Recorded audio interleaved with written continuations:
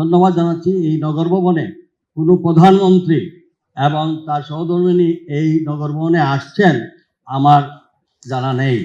প্রথমবারের মতো আপনি এসে আমাদেরকে ধন্য করেছেন। আমরা মনে করি পূর্ণভূমি সিলেট আপনার এখানে আজকের এই উন্নয়ন কর্মকাণ্ড যদি কার্যক্রম শুরু হয়, নগরবাসী আপনার প্রতি কৃতজ্ঞ থাকবে।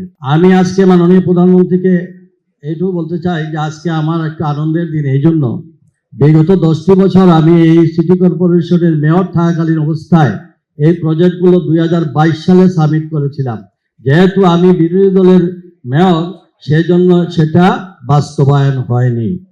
দ্বিতীয়ত হচ্ছে, আপনাকে একটি দুঃখের কথা বলতেছে, আমাদের ওয়াটার ট্রিটমেন্ট প্ল্যান্ট সব কিছু ফাইনালাইজ হওয়ার পরে স্থানীয় সরকার মন্ত্রী লিখে দিলেন যে এটা ওয়াসা হলে পরে হবে।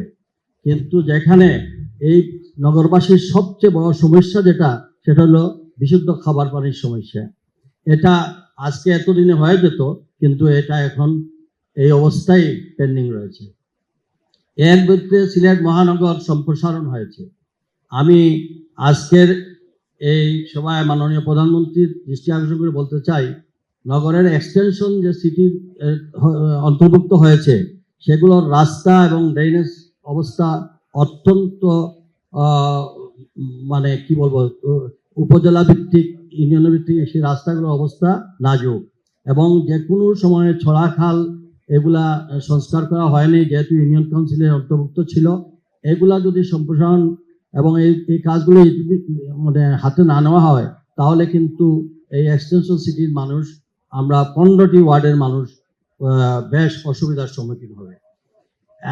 আজকে যেটা মাননীয় প্রধানমন্ত্রী চাইলেই পারবেন, আজকে সিলেট শহরের 50 ভাগ পানি জলাবদ্ধতার হাত থেকে বাঁচবে, যেটা লাক্কাতুরা থেকে ভিতর থেকে একটি এনটিসির জায়গা, এখান থেকে একটা খাল কেটে ছড়া কেটে আমরা যদি খানা ছড়া পর্যন্ত পৌঁছে দিতে পারি, তাহলে নগরীর 50টি এলাকায় আপনার জলাবদ্ধতার হাত থেকে নিষ্কৃত হবে। আমি এই বিভাগে আমরা প্রথম হয়েছি 3বার, কিন্তু প্রথম হলে কি হবে, যেহেতু আমি বিরোধী দলের মেয়র, সেই জন্য এই কোনো প্রজেক্টই বাস্তবায়নের আলোর মুখ দেখতে পারিনি। আজকে যেটা বললেন আমাদের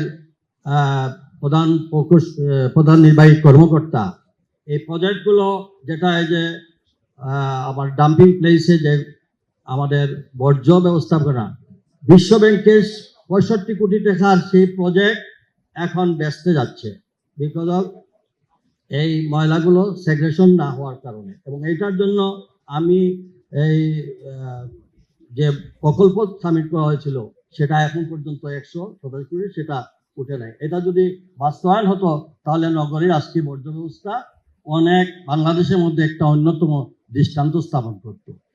আমি আশা করি এই পানির সমস্যাটা, বিশুদ্ধ খাবার পানি এবং এই যে লোকাল কিছু ইনিশিয়াল আমরা যদি প্রোগ্রাম হাতে নিয়ে কাজ করতে পারি, তাহলে দেখবেন শহরের জলাবদ্ধতার হাত থেকে এবং আমরা অনেক পরিত্রাণ পাবো। আমি আর এই প্রজেক্ট অনেক আগেই দেওয়া হয়েছিল, এটা কিন্তু 3টি পার্টে এখনো বিদেশি সাহায্যের জন্য এটা বলা হয়েছিল, কিন্তু এটা জিওবি থেকে না করলে, এটা ওই ফরেন ফান্ডের আশায় করলে এটা আলোর মুখ দেখতে আরো 10 বছর সময় লাগবে। কাজে আমি মনে করি মাননীয় প্রধানমন্ত্রী সরাসরি আপনার হস্তক্ষেপে এটা জিওবি থেকে করলে এটা তাড়াতাড়ি প্রজেক্টটা ইমপ্লিমেন্টেশন হবে। আমি আমার বক্তব্য দীর্ঘায়িত না করে আমার বক্তব্য এখানে শেষ করছি। আবারও ধন্যবাদ জানাচ্ছি। এই নগর ভবনে কোনো প্রধানমন্ত্রী এবং তার সহধর্মিণী এই নগর ভবনে আসছেন আমার জানা নেই। প্রথমবারের মতো আপনি এসে আমাদেরকে ধন্য করেছেন। আমরা মনে করি পূর্ণভূমি সিলেট আপনার এখানে আজকের এই উন্নয়ন কর্মকাণ্ড যদি কার্যক্রম শুরু হয়, নগরবাসী আপনার প্রতি কৃতজ্ঞ থাকবে। ধন্যবাদ। আসসালামু আলাইকুম।